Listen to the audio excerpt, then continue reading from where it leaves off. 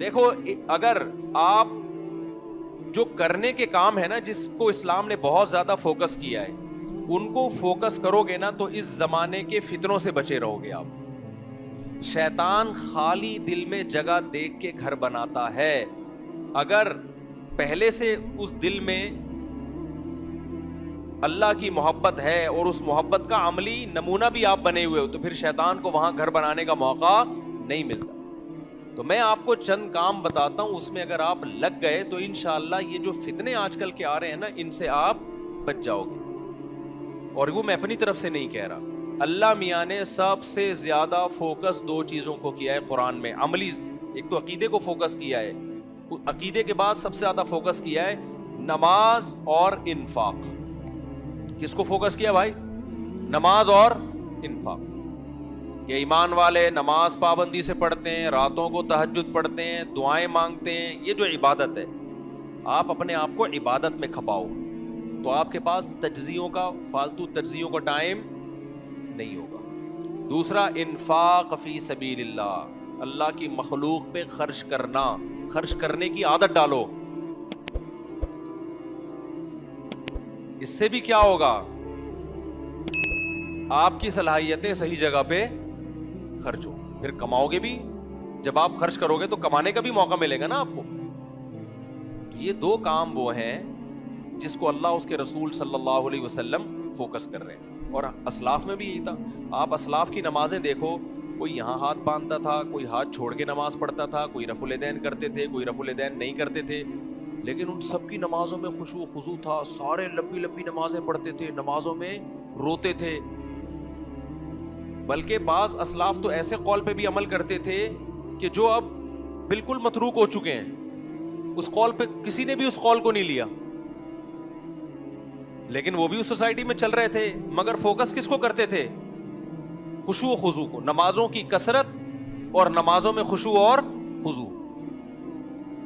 آج آپ کو نماز پڑھنے والے, نماز میں رونے والے مارکیٹ سے شارٹ نظر آئیں گے. رفع الیدین پر بحث کرنے والے آپ کو بہت ملیں گے.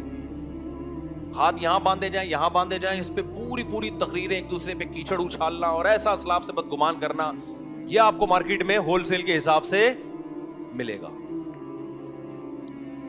تو بھائی اللہ سے محبت پیدا کرو جس کام کے لیے ہم پیدا ہوئے ہیں. اگر آپ نے اپنے مقصد حیات کو فوکس کیا تو شیطان آپ کو دائیں بائیں نہیں لے جا سکتا. قرآن کہہ رہے ہیں وَإِخْوَانُهُمْ يَمُدُّونَهُمْ فِي الْغَيِّ انما سلطانه على الذين يتولونه. اللہ کہتے ہیں شیطان کا زور ان لوگوں پہ چلتا ہے جو شیطان کو دوست بناتے ہیں. کیا مطلب؟ جو رحمان کو دوست نہیں بناتے.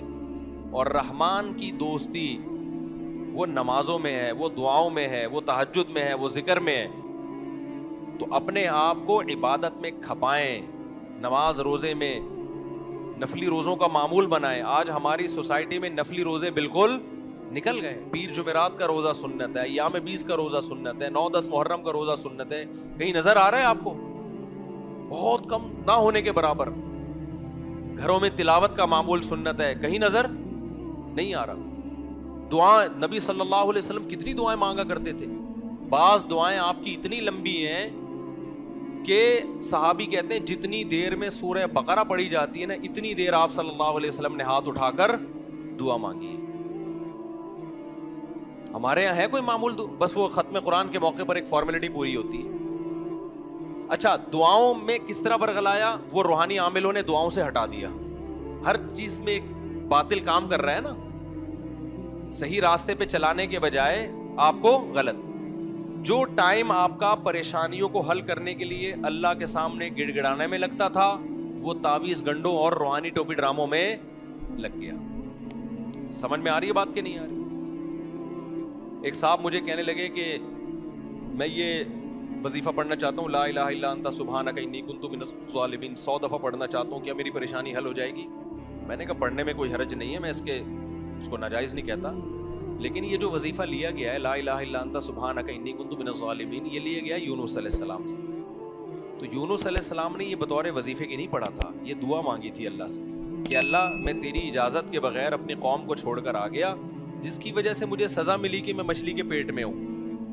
تو اللہ لا الہ الا انت, تیرے سوا کوئی عبادت کے لائق نہیں, سبحانک تو ہر عیب سے پاک ہے, تو ظالم نہیں ہے, ظالم کون ہے؟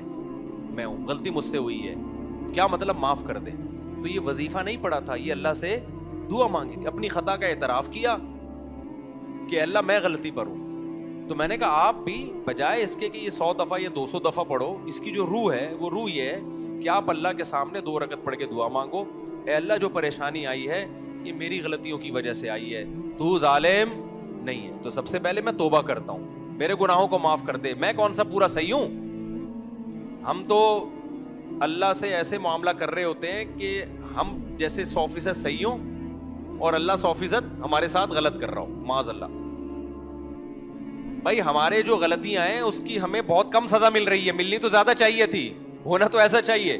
تو اللہ کے سامنے اعتراف کرو، اے اللہ میں بہت غلط ہوں، میرے جتنے گناہ ہیں، اس جو میری پریشانی ہے، میری پریشانی اس سے 10 گنا زیادہ ہونی چاہیے تھی. یہ تو تیرا کرم ہے کہ تھوڑا پریشان کیا تو نے مجھے. تو پہلے تو میرے گناہوں کو معاف کر دے اور پھر اللہ سے دعا مانگیں کہ اللہ اس پریشانی کو مجھ سے دور کر دے. اللہ بھی خوش ہوگا کہ میرا بندہ میرے سامنے گڑ گڑا رہا ہے، ہاتھ پھیلا رہا ہے، تو وہ بھی خوش ہوگا. اور پھر جب کام بنے گا تو آپ اللہ کے کھاتے میں ڈالیں گے، میرے اللہ نے یہ کام کیا. عامل نے جو وظیفہ آپ کو بتایا کام ہو گیا تو آپ یہ کریڈٹ کس کو دو گے؟ عامل کو. یار اس نے وہ پرچی دی تھی، اس نے یہ کام کروایا میرا.